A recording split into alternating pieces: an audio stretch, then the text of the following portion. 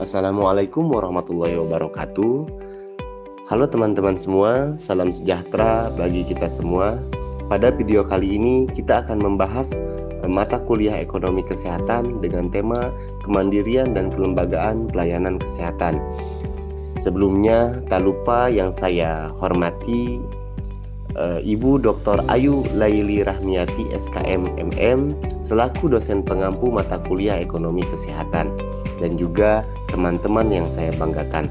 Sebelum masuk ke dalam materi, izinkan kami untuk memperkenalkan anggota kelompok kami. Oke, kita dari kelompok 10 dengan beranggotakan 3 orang. Yang pertama yaitu saya sendiri, Cing Mimbarul Ulum, dengan akhiran NPM 061. Kemudian ada Priscilla Tabita Hasan dengan akhiran NPM 073 dan juga Alodia Maria dengan akhiran NPM 064. Oke teman-teman, di slide ini ada beberapa poin yang akan kita bahas, yaitu latar belakang mengenai kemandirian dan kelembagaan pelayanan kesehatan itu sendiri.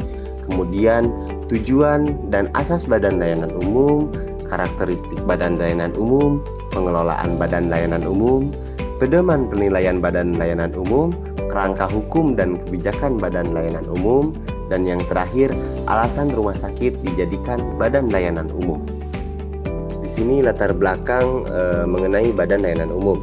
Badan Layanan Umum adalah instansi di lingkungan pemerintah yang dibentuk untuk memberikan pelayanan kepada masyarakat berupa penyediaan barang dan jasa yang dijual tanpa mengutamakan mencari keuntungan, dan dalam melakukan kegiatannya didasarkan pada prinsip efisiensi dan produktivitas.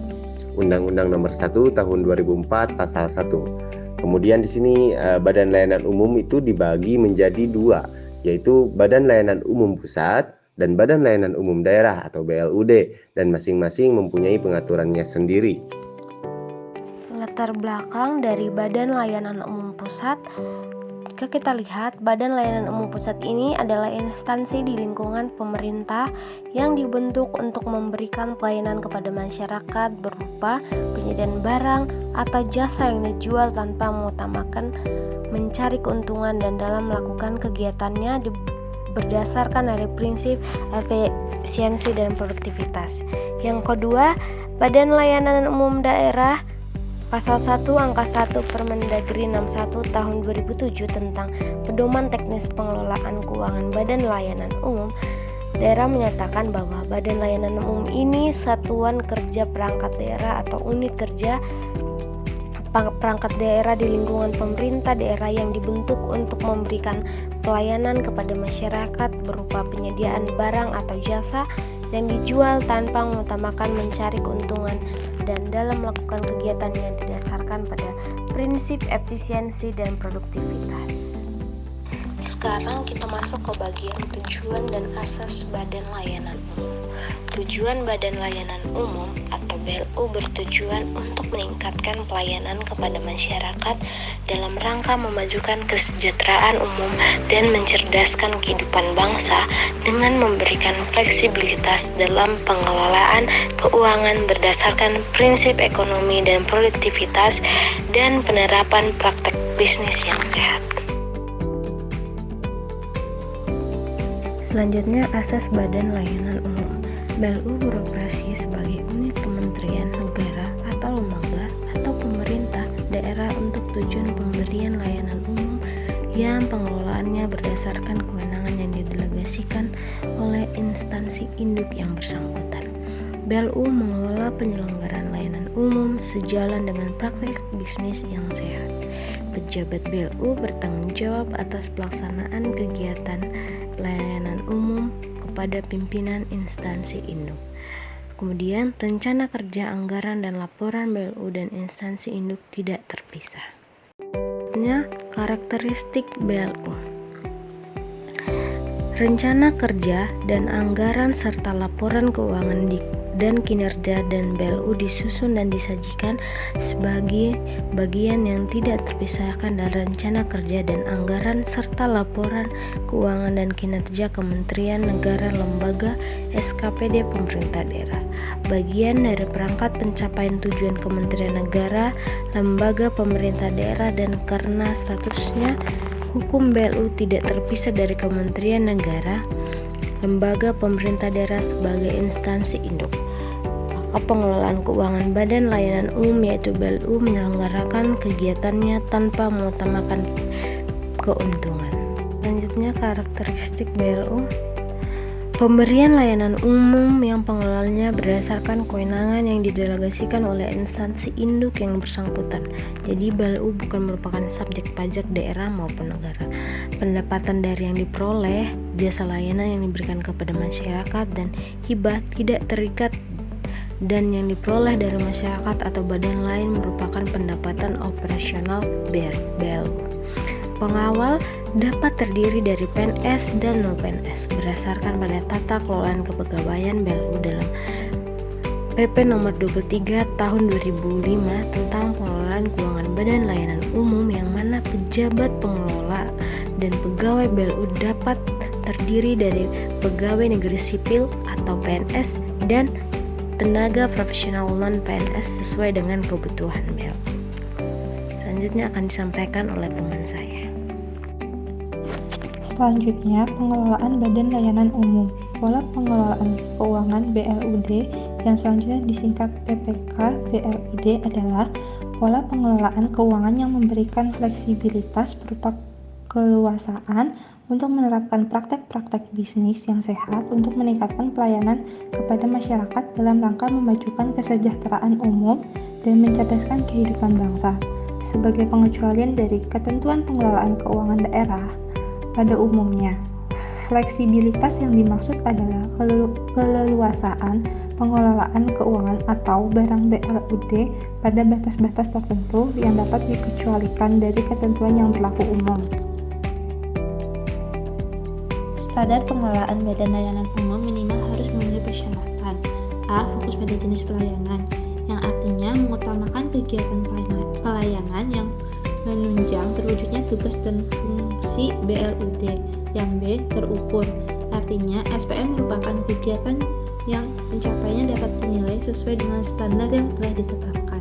Yang C. Dapat dicapai, artinya SPM merupakan kegiatan nyata, dapat dihitung tingkat pencapaiannya, rasional, sesuai kemampuan dan tingkat pemanfaatannya. Yang D. Relevan dan dapat diandalkan, yang artinya SPM merupakan kegiatan yang sejalan, berkaitan, dan dapat dipercaya untuk menunjang tugas dan fungsi BLUD. Yang E. Tepat waktu, artinya terjadi kesesuaian jadwal dan kegiatan pelayanan yang telah ditetapkan.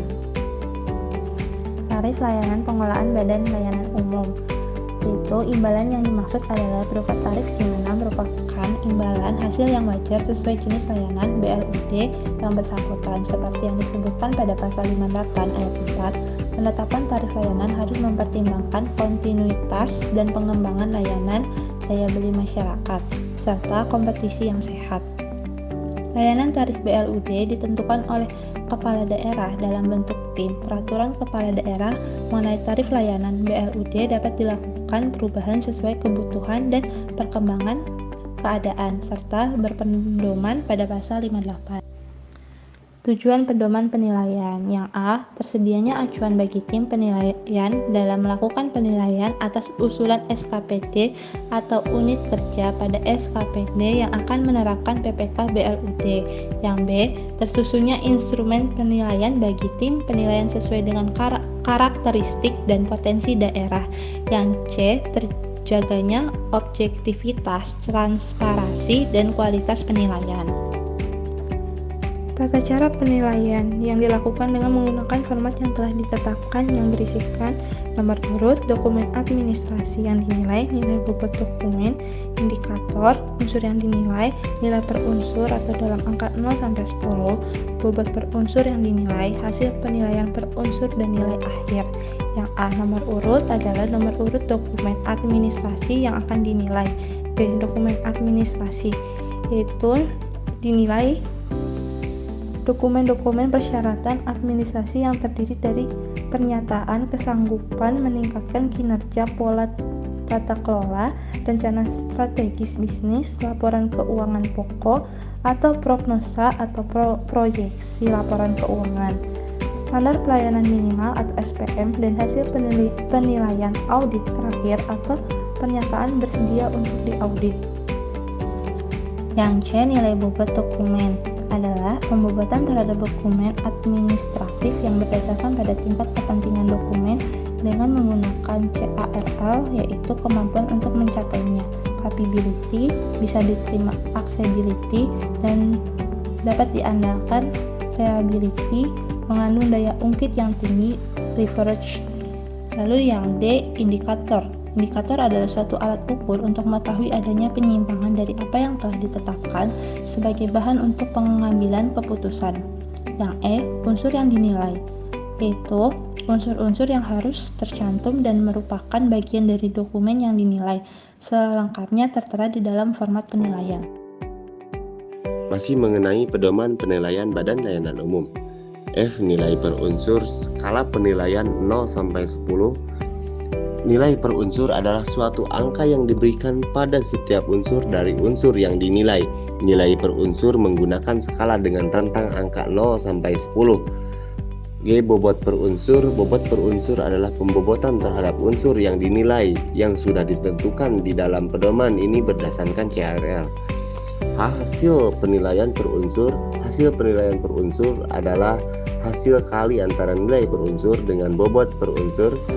I, nilai akhir. Nilai akhir adalah hasil kali hasil penilaian per unsur dengan nilai bobot dokumen. Kerangka hukum dan kebijakan Badan Layanan Umum.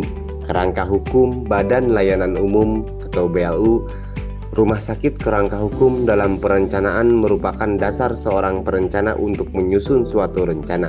Selain itu, kerangka hukum ini juga dapat digunakan untuk mengendalikan dan mengevaluasi rencana yang telah disusunnya.